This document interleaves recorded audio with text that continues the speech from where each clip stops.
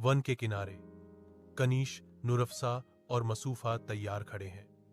पत्तों से छनकर आती धूप। कनिष्क युवा उत्साह से भरपूर समूह को जंगल की छायादार आलिंगन में ले जाता है।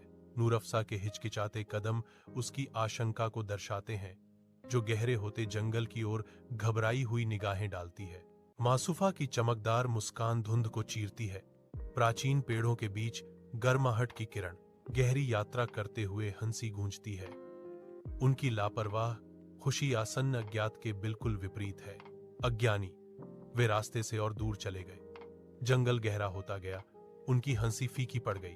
जंगल में गहराई तक तीनों बहनें आगे बढ़ती हैं। हवा रहस्य से भरी हुई है और अजीब आवाजों से गूंज रही है। नूराफसा जंगल की डरावनी फुसफुसाहट से चौंक कर आंसू बहाती है। उसका डर स्पष्ट है। एक घायल हिरण पास में कराह रहा है। उसका दर्द जंगल के खतरों की एक कठोर याद दिलाता है। मसूफा धीरे से पीड़ित प्राणी को पानी देती है। उसके छोटे हाथ करुणा से भरे हुए हैं। नूराफसा अपने डर पर काबू पाते हुए हिरण के घाव पर कोमल पत्तियों से प्यार से पट्टी करती है। कानिश अपनी बहनों को दिलासा देती है। उसकी आवाज बेचैन करने वाले जंगल में एक सुखदायक मरहम है। डरो मत, हम साथ हैं। हिरण ठीक हो जाता है।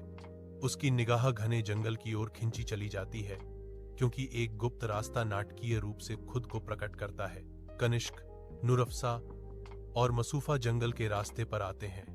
उनके चेहरे दृढ़ संकल्प से बने हुए हैं, क्योंकि वे आगे की यात्रा करते हैं विजयी होकर। वे सुरक्षित गांव पहुंचते हैं, जो जंगल के बीच आशा की किरण है।